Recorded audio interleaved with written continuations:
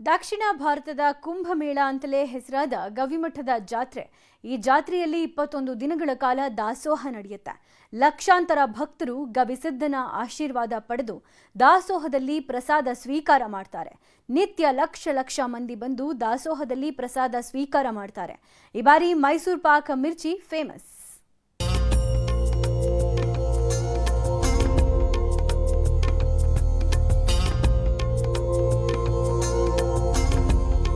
ಒಂದು ಕಡೆ ಮಿರ್ಚಿ ಹಾಕ್ತಿರೋ ಗವಿ ಸಿದ್ದೇಶ್ವರ ಶ್ರೀಗಳು, ಇನ್ನೊಂದು ಕಡೆ ಗವಿಮಠದ ದಾಸೋಹ ಭವನದಲ್ಲಿ ಬಾಣಸಿಗರಿಂದ ಮಿರ್ಚಿ ತಯಾರಿ ದೃಶ್ಯ, ಮತ್ತೊಂದು ಕಡೆ ಗರಿಗರಿ ಮಿರ್ಚಿ ಸೇವಿಸ್ತಿರೋ ಭಕ್ತರು. ಈ ಎಲ್ಲಾ ದೃಶ್ಯಗಳು ಕಂಡು ಬಂದಿದ್ದು ಕೊಪ್ಪಳದ ಅಭಿನವ ಗವಿಮಠದ ಜಾತ್ರೆಯಲ್ಲಿ.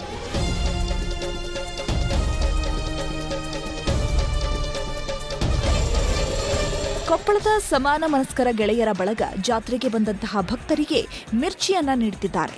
ಸುಮಾರು 6 ರಿಂದ 8 ಲಕ್ಷ ಖರ್ಚು ಮಾಡಿ ಜಾತ್ರೆಗೆ ಬಂದ ಭಕ್ತರಿಗೆ ಮಿರ್ಚಿ ಉಣಬಡಿಸುತ್ತಿದ್ದಾರೆ. ಸುಮಾರು 400 ರಿಂದ 500 ಬಾಣಸಿಗರು ಮಿರ್ಚಿ ಹಾಕೋ ಕೆಲಸ ಮಾಡ್ತಿದ್ದಾರೆ. 25ಕ್ಕೂ ಹೆಚ್ಚು ಗ್ರಾಮಗಳಿಂದ ಬಂದು ಮಿರ್ಚಿ ಹಾಕುತ್ತಾ ಅಜ್ಜನ ಸೇವೆ ಮಾಡ್ತಿದ್ದಾರೆ. ಸುಮಾರು 25 ಕ್ವಿಂಟಾಲ್ ಹಿಟ್ಟು, 22 ಕ್ವಿಂಟಾಲ್ ಹಸಿಮೆಣಸಿನಕಾಯಿ, 25 ಕೆಜಿ ಅಜವಾನ, 25 ಕೆಜಿ ಸೋಡಾ, 75 ಕೆಜಿ ಉಪ್ಪು, 60 ಸಿಲಿಂಡರ್, 12 ಬ್ಯಾರೆಲ್ ಎಣ್ಣೆ ಬಳಕೆ ಮಾಡಲಾಗಿದೆ.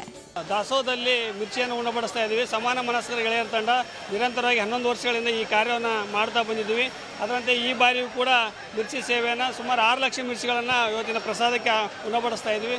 ರಾತ್ರಿ 10ರವರೆಗೆ 500 ರಿಂದ 600 ಜನ ಬಾಣಸಿಗರು ಮಿರ್ಚಿಯನ್ನು ಹಾಕ್ತಾ ಇದ್ದಾರೆ. ಕಳೆದ 11 ವರ್ಷಗಳಿಂದ ಸಮಾನ ಮನಸ್ಕರ ಬಳಗದ ತಂಡದಿಂದ ಮಿರ್ಚಿ ಸೇವೆಯನ್ನ ಮಾಡಲಾಗ್ತಿದೆ. ಕಳೆದ 11 ವರ್ಷದ ಹಿಂದೆ ಸಣ್ಣದಾಗಿ ಆರಂಭವಾದ ಮಿರ್ಚಿ ದಾಸೋಹ ಇವತ್ತು ಲಕ್ಷ ಮಂದಿಗೆ ವಿತರಣೆ ಮಾಡಲಾಗ್ತಿದೆ.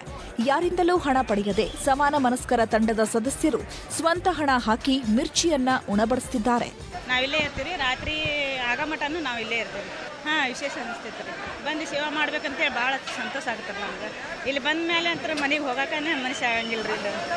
ಇಲ್ಲ ಎಷ್ಟು ದಿವಸ ಬಂದ್ರೂ ನಮ್ಗೆ ಚಲೋ ಅನಿಸ್ತೈತಿ. ಕೊಪ್ಪಳದ ಗವಿ ಸಿದ್ದಪ್ಪಜ್ಜನ ಜಾತ್ರೆಯ ದಾಸೋಹದ ತುಂಬೆಲ್ಲ ಮಿರ್ಚಿ ಘಮಲು ಜೋರಾಗಿದೆ. ಕಳೆದ ಕೆಲ ವರ್ಷಗಳ ಹಿಂದೆ ಅಜ್ಜನ ಜಾತ್ರೆ ಅಂದ್ರೆ ರೊಟ್ಟಿ ಜಾತ್ರೆ ಅಂತಿದ್ರು.